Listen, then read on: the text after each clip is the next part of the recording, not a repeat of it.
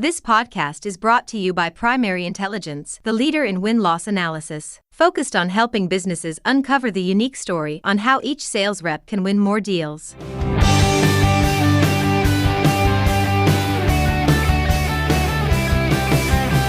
Hey everyone, and thanks for joining me on another rousing edition of Sales Intelligence Weekly, brought to you by Primary Intelligence.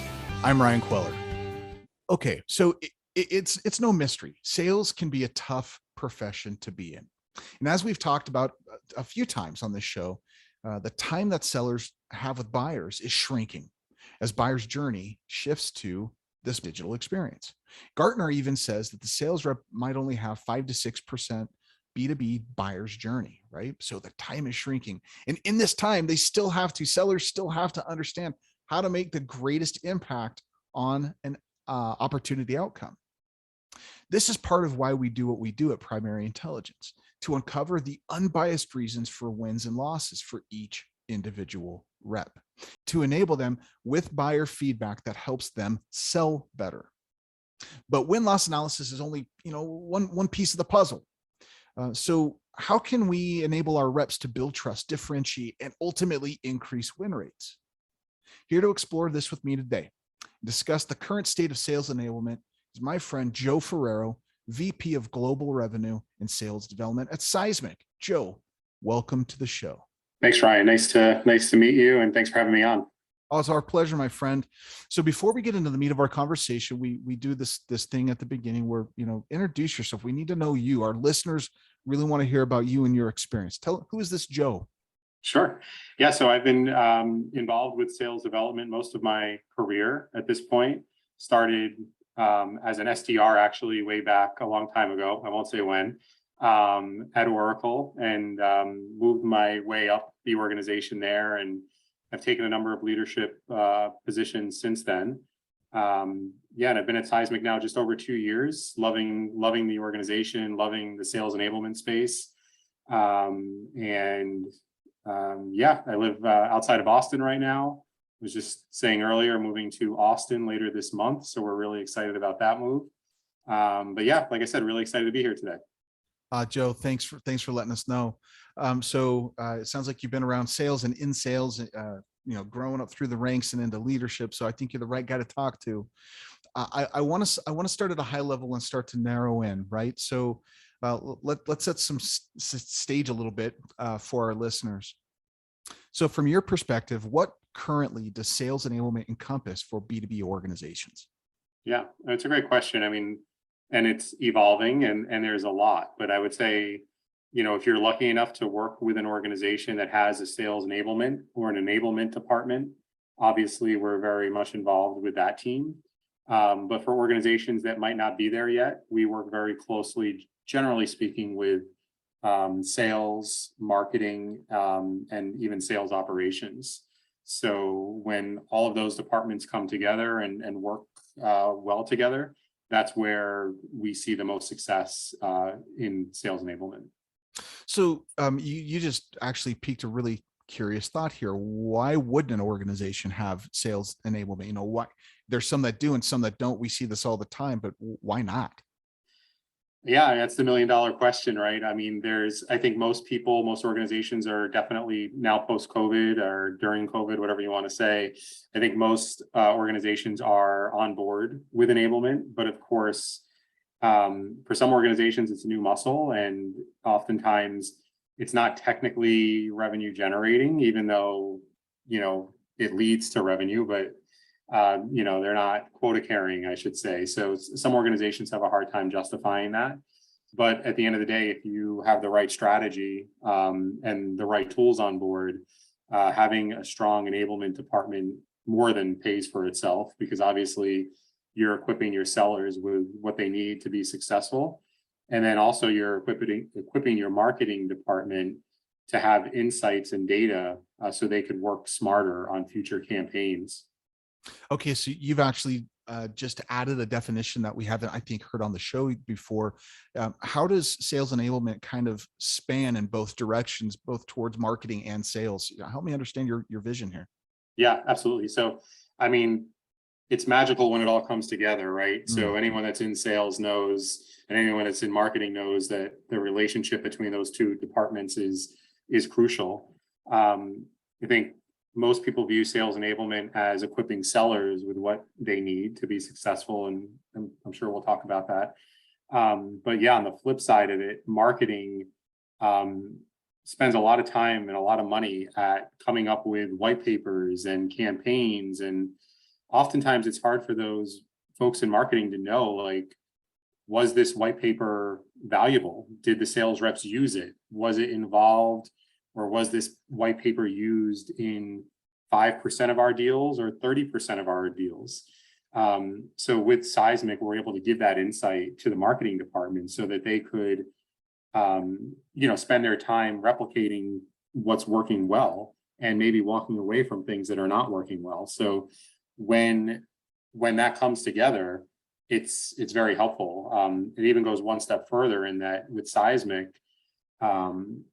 we will suggest different pieces of content to the sellers mid-deal cycle. So with the analytics and the AI on the back end, we're able to recommend different pieces of collateral that are relevant for who you're talking to, but also pieces of collateral that have been successful within the organization.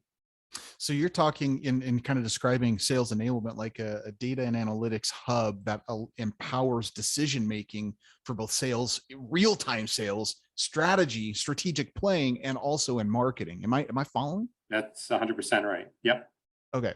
So love this. Help me unpack a step further. How does sales enablement differ from, say, sales coaching? Because I think those are probably still very different roles as well. Yeah, 100%. So sales coaching is definitely part of sales enablement. Sales enablement isn't necessarily part of sales coaching. What I mean by that is when you have a sales enablement strategy, part of it is coaching your reps, giving them feedback, real-time feedback, letting them know what they're doing well, what they need to improve on, making sure they onboard quickly and reduce their ramp times. All of that is part of the sales coaching aspect of it. What makes sales enablement go one step further is not only do we provide that coaching on the front end, but then also, like I said, we provide you with the marketing materials that you need to be successful. We help sellers amplify their voices on social media as well, so they could be multi-touch and reach out to prospects through various channels. We are also allowing the sales organization to line up with the key initiatives that are going on within the organization. So there's a lot of different pieces to sales enablement, whereas, generally sales coaching is just kind of sitting with someone and making recommendations. Sales enablement is the full platform where you're getting the marketing materials, you're getting the coaching, you're getting the online presence, you're getting insights into what materials you should be using in the deal cycle and when. So there's a lot more to the sales enablement piece of it. Okay. All right. Now we've kind of established for the listeners for the show that there's the kind of the state of sales enablement, what sales enablement is, kind of how it fits with sales coaching, and the relationships there. You've mentioned, and I want to go here, I want to peel this onion more, unpack this a bit more, that sales enablement is still a nascent muscle, right? This is a new thing. Ish. I mean, comparative to sales, right?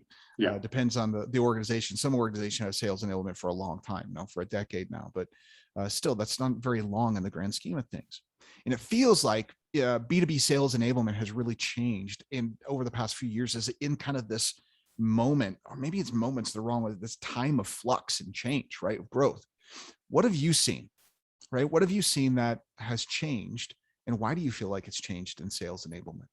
Yeah. I mean, there's been a lot of changes, and I think a lot of it, I think COVID definitely brought things to a head, right? Because more and more sellers were not working in offices and were remote.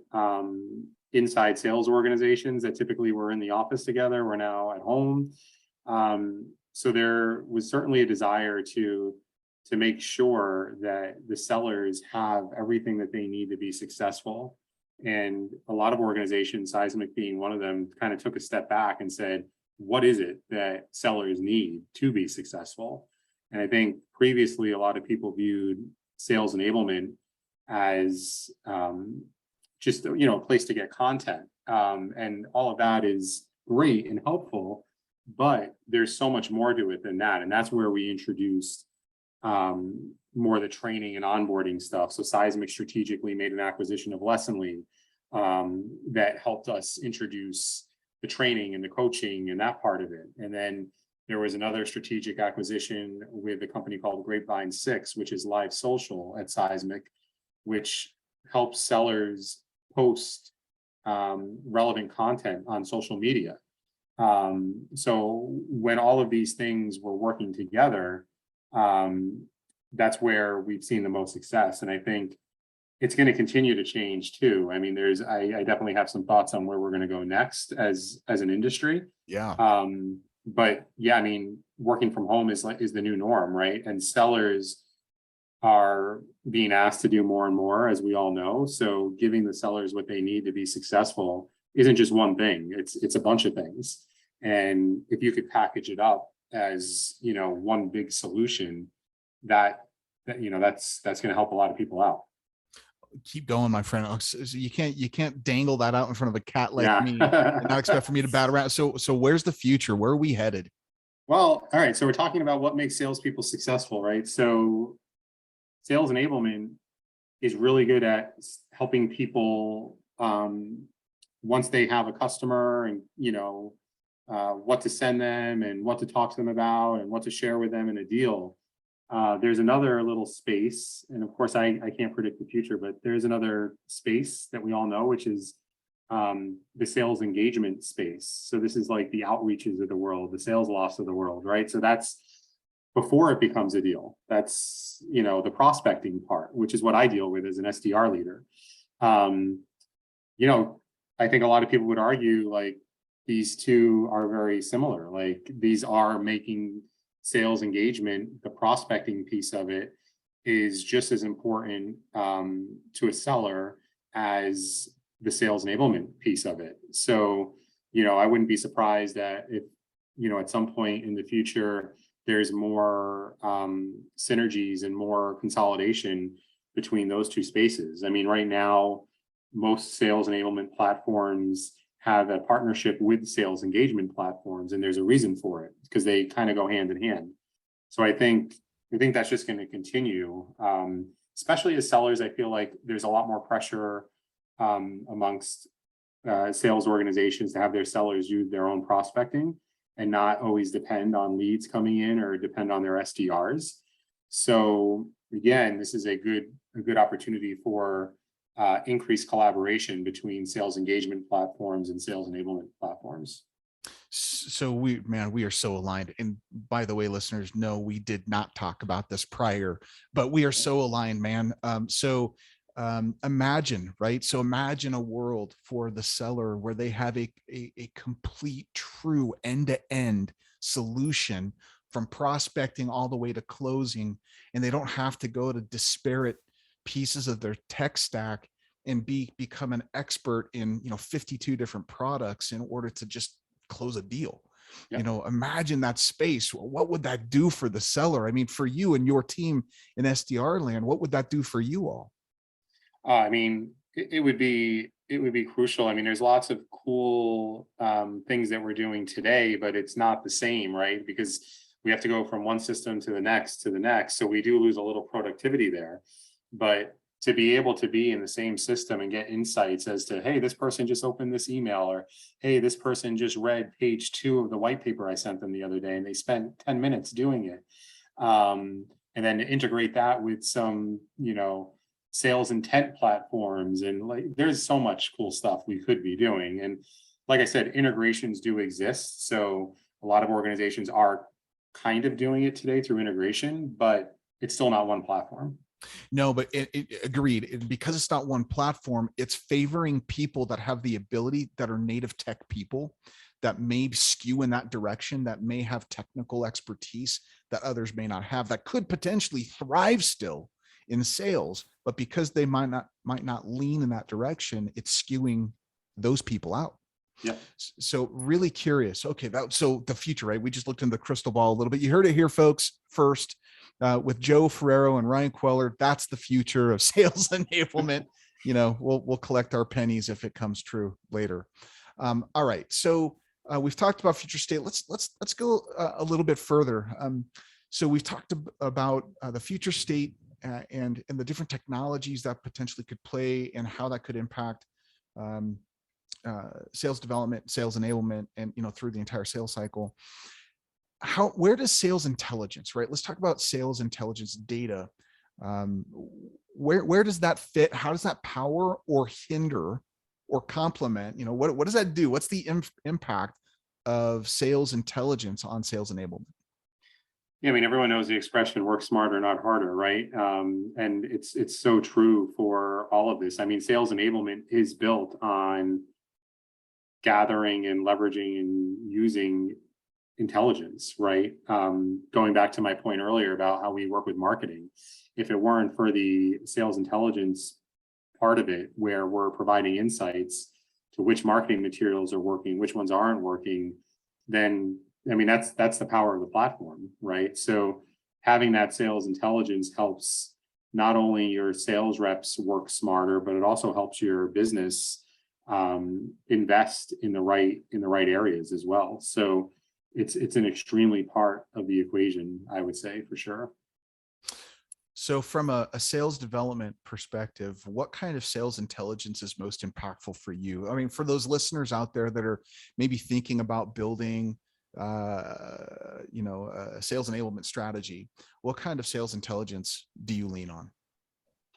I mean, there's all sorts of different things that we're looking at. I mean, I think at the most basic level, like I said earlier, insight into what people are looking at. Are they looking at your emails? Are they responding to your requests? Are they looking at your white papers? Like, I think that's pretty basic level intelligence, but it also helps you to call the right person at the right time. If they just looked at your email a minute ago, call them, right? Don't say, "Hey, I see you just looked at my email," because that's a little bit scary. I mean, yeah, exactly. Like, what are you watching me? Yeah, but hey, you know what? If you can make it work, then you call them and hopefully you catch them live. I think that's definitely the most basic stuff. If you get into more sophisticated intelligence, platforms out there, there's all sorts of different things you could do to gather information on your prospects and your accounts, and when's the best time of day to call somebody. Like, that's part of sales enablement too, is like, when is the best time to reach out to this person based on what we know about them. And yeah, there are certain times of day that people are more likely to return emails or return phone calls, so you should be using that to your advantage. So there's lots of different nuggets all over the place, and you could build an entire strategy based on that information. Okay, so let's get into strategy a little bit. You've done this, you've been doing this for some time, you've been employing sales enablement for some time. What are some best practices for someone that might be just getting into sales enablement strategy? What are some best practices they ought to consider? Yeah, so I think you need to take a step back and just ask yourself, what it is that you're trying to accomplish. Some sales enablement teams are certainly more focused on the onboarding and the ramping of the hires and that.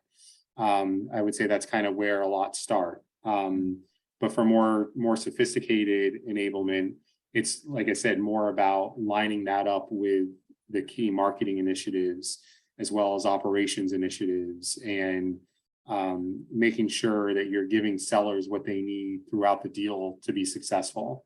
The sales enablement strategy that doesn't line up with the corporate vision is a sales enablement strategy that's probably not going to work. A lot of people ask me, like, how's the training? How's the training at Seismic? And I kind of laugh because we're a sales enablement company. It's what we do, right? So our head of sales enablement is super lined up with the corporate strategy and super lined up with marketing and the sales organization. And it's to make sure that what people are receiving is aligns basically to what sales and marketing thinks they should be getting. I've worked for organizations before that will remain nameless that they, provide you with one thing, and then sales looks at it and is like, what is this? Where did this come from? Like, this does not line up to what our vision is and what we're trying to sell. So I think if you're going to come up with that strategy, it's really important just to take a step back and ask yourself, how far are you looking to take it? And one of the cool things about Seismic and a lot of providers out there is they're scalable solutions, right? So if you start small, that's fine, and you can grow. And as you grow, your investment in a sales enablement platform can grow as well. So it's not a one size fits all solution. And I think that's the beauty of the world we're in. It could be as big or as small as you want it to be. Okay, we got to follow up on a couple things here. First, the one size fits all. That idea of sales coaching and sales enablement is like, it's retro, it's old, it's gone, right? Yep. It's now all about the customization to the individual reps' strengths and weaknesses. So which requires us to be, in the know around what they actually are. What are the individual reps' strengths and weaknesses, right? That's one thing that we have focused on a lot at Primary Intelligence on is getting to that rep level. What's their drivers between wins and losses? Why doesn't that one size fit all work anymore? Why does it need to be more and more customized continually to the person? Yeah, it's a great question. I mean, I think in the world we're in, people just kind of demand more, right? I mean, back, I guess, a long time ago, you just kind of accepted it and you have to make it work, and it was what it was, right? But yeah, in this age today, like I want to say we're better than that, right? So people are different. When I moved into management, I got the advice, the worst thing you could do as a manager is treat everyone the same. And it's kind of contrary to what we learned growing up, right? Growing up, you got to treat everybody the same. Everybody's the same, right? Yeah, exactly. But I think it's kind of useful advice, and it's true to the world we live in, because like me, for example, I learn best through video, like 100%. Give me a video to watch and I'll learn it. Whereas some people do better reading, or some people do better with like doing role playing. And the cool thing about a really good sales enablement platform where it's not one size fits all is that you could offer that. You could offer videos to one person. You could offer quizzes to the other person. You could offer, pitching to the other person. So whatever is their best way to learn is what you could offer them.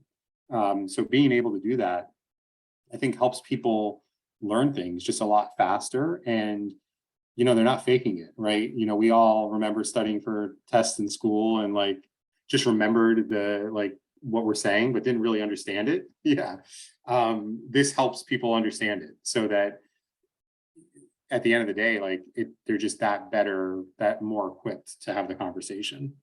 Yeah, I love that. Okay, so I want to go back to the other thing that you were talking about, alignment, right? So two questions. First, who should sales enablement align to and with inside the organization? Are you talking about the organizational top level goal? Where should they align to first? And second,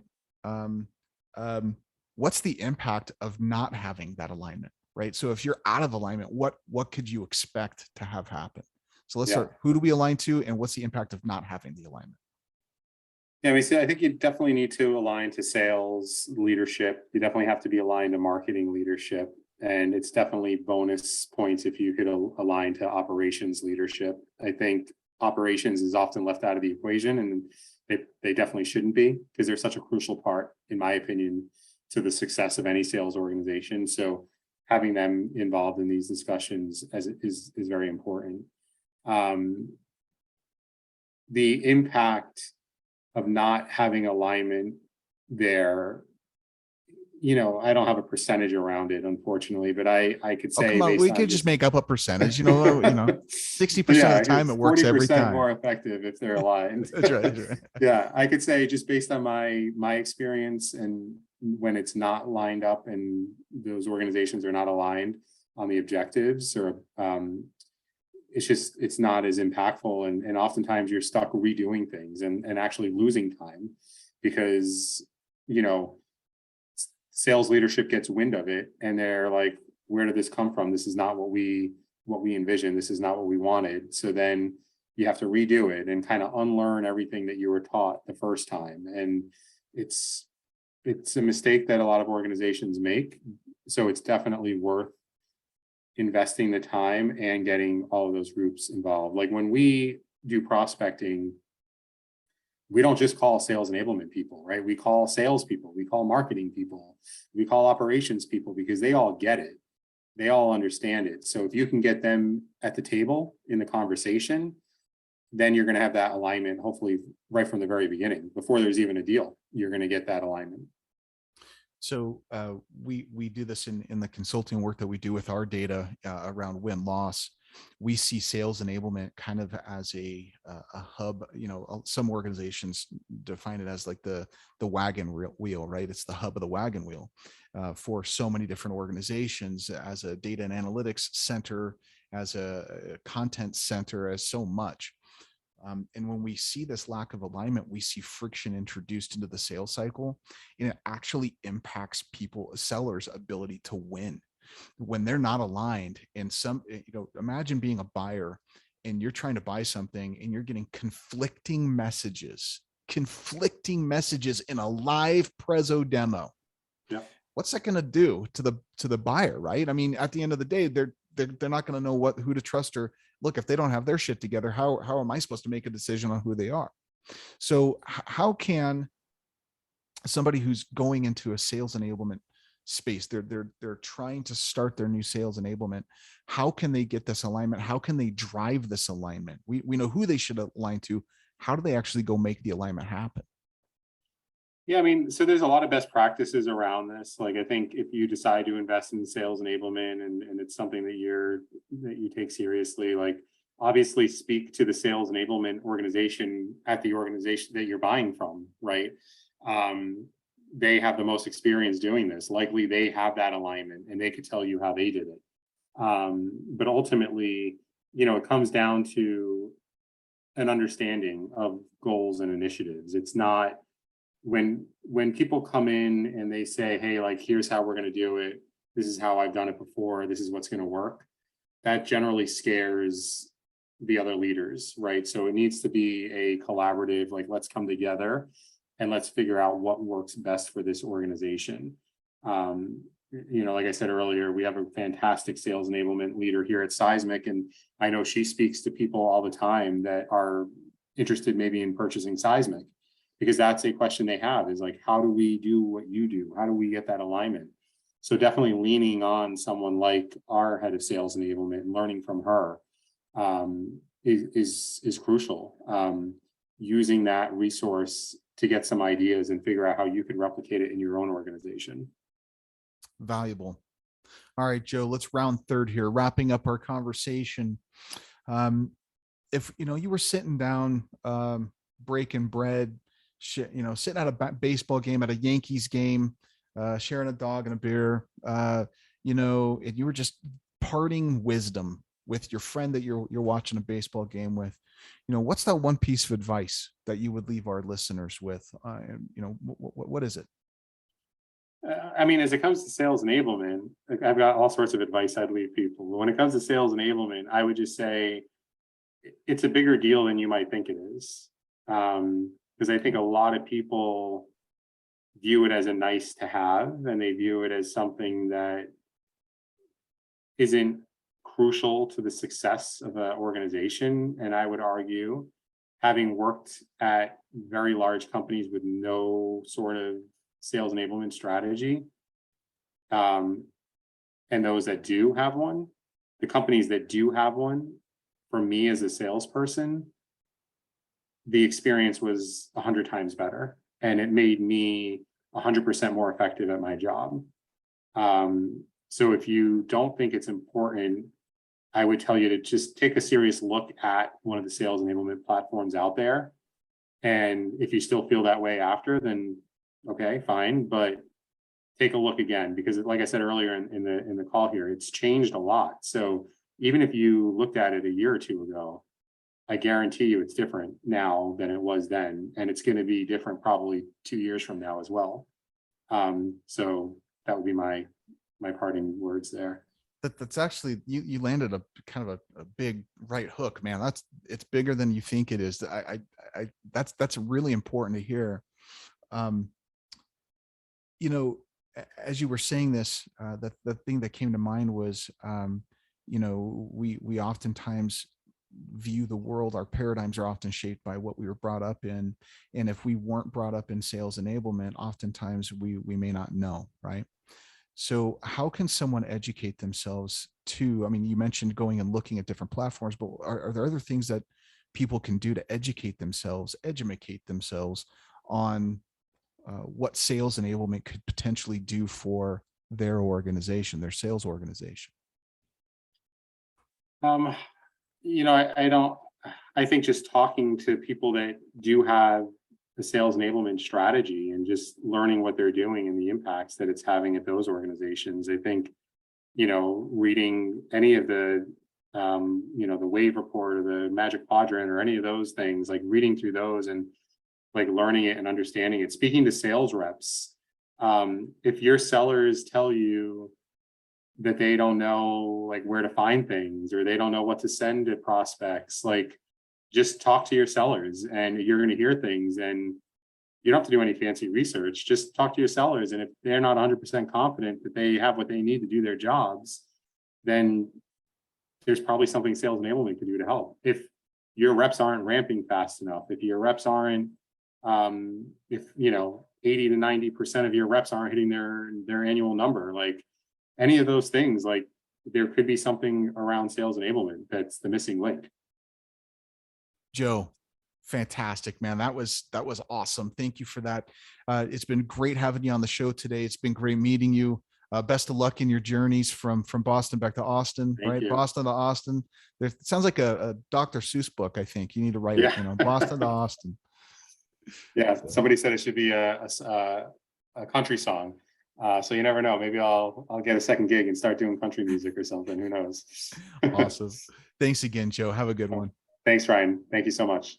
And listeners, for more from Primary Intelligence and our friends over at Seismic, check out the show notes at www.primary-intel.com/podcast. And remember, no deal is out of reach. We'll see you next time.